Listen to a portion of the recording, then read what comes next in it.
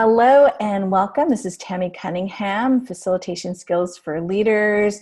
I'm a relationship coach, a leadership coach, and I'm here with the extraordinary Elizabeth Verwey, who runs Spoken Lives, which is an incredible series. So I thought, let's have a chat with Elizabeth. I want to learn more. Good Thank morning, you. Elizabeth. Yay, hello. Hi. So tell me a little bit about yourself. Oh my gosh. After mentoring business owners for 20 years, I decided to start a speaker series when I faced a late life divorce on my own after 36 years of marriage. I'd been through many, many traumas, but the divorce really led me to understand the importance of community.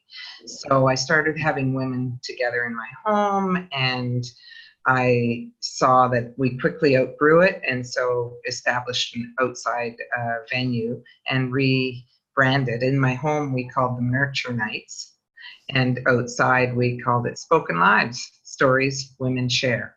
Beautiful. I love it so much. So these are women-only events. Is that right? The women speak. It's a mixed audience. I'd say 10% of the audience are men. But it's not restricted to women. It's only restricted to women speakers. Wonderful. That's amazing. Mm-hmm. Amazing. Okay, so I wanted to ask you a couple of questions.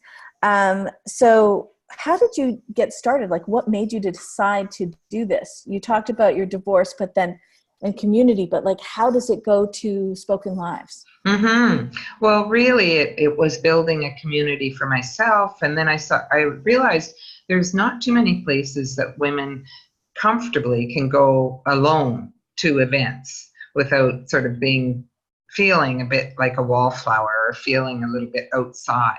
So it started when Spoken Lives started. Women were coming on their own all the time. Now they're coming to meet the women that they met at Spoken Lives. So Yay. Little groups that have formed around the tables, but a woman can still come in on her own and join into the conversation very easily. Amazing. So, yeah. So, like, what does an event actually look like? So that's a great question, Tammy. Thanks. So women arrive and they share dinner. There's usually 50, 60 women. There's dinner served, and it's very informal. You just serve yourself.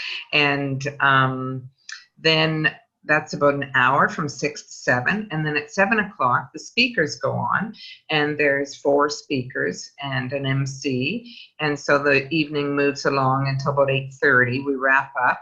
And then there's some time to speak to other women and the speakers. People like to connect with the speakers. And then by 9, we're finished. So it's 6 to 9. And there's 2 locations in Toronto. Amazing. Amazing. Okay. And where are the locations right now in Toronto? Right now at Dundas West and Bloor, there's a venue where we're there 10 times a year. And then in Toronto Central, down at Broadview and Queen, we're there 4 times a year. Amazing. Mm-hmm. That sounds amazing. And so you're really building this beautiful community of women. Yes. And they're coming back over and over and over again. Mm-hmm. I love it. I love it. I love it. Mm-hmm. So when someone goes to one of your events, like, what kind of stories might they hear, and who are the people that are taking the stage? Okay, so the range is huge. I mean, some women will come and talk. We have actually a woman coming up who will be talking about being widowed, and she calls herself the Merry Widow. It wasn't Mary at the beginning, obviously. Somebody might talk about climbing Mount Everest, the challenges involved in that journey and where it led her. We had a victim of the rebel attacks in Sierra Leone come and speak. She'd written a book called The Bite of the Mango, and it was an amazing book that I read, and I tracked her down, and she was right here in Thorncliffe Park. Somebody else might speak about escaping corporate life and starting their own business and what that meant to them, or relocating from one country to another. There's a woman coming up who's speaking about relocating from New Zealand back to Canada after 27 years of living in New Zealand. So there's a huge range, but what they're really revealing is the challenge that led them, or what they learned along the way, the lessons learned, and where they are because of that challenge. What was the silver lining, and to lead them to be the success they are today. Oh my gosh, that sounds amazing. Like, I'm just inspired even hearing that. Yes. That sounds incredible. So all different walks of life, Yes. all different types of stories, but always with the silver lining. Yes, and many of our speakers go on to other stages. I mean, one coming up, this will be her last stop before TEDx, and some of them are going on to other speaker series in Toronto. They say the speakers find it very therapeutic. I mean, they are speaking from their scars, not their wounds. So they've healed their trauma, but when they speak to 50 or 60 women and you can hear a pin drop, they go to a whole other level of healing in their journey. Yeah, amazing. Yeah. Mm-hmm. Yeah, to be witnessed so beautifully. Yeah, is really powerful and healing, isn't it? Yes, it is. Yeah, I love that. I love what you're doing. I just think it's so needed and important. Like, it's obviously shifting people's lives. It is, and the time has come for women to share really deep stories, really personal stories that have been hidden for generations. Yeah, for sure, for sure. So, okay, what's next for you? Like, oh my gosh. Well, my vision is to have chapters in cities right across Canada. I have goosebumps, actually. Somebody reached out from Australia last week and said, when can you come to Australia and talk to a whole group of women about doing this in Australia? She has a PhD in the importance of telling stories, sharing stories. So it's a perfect match. But chapters across Canada to begin with. And also we're wrapping up our 4th year in Toronto. So we're going to celebrate by having a gala this fall in November.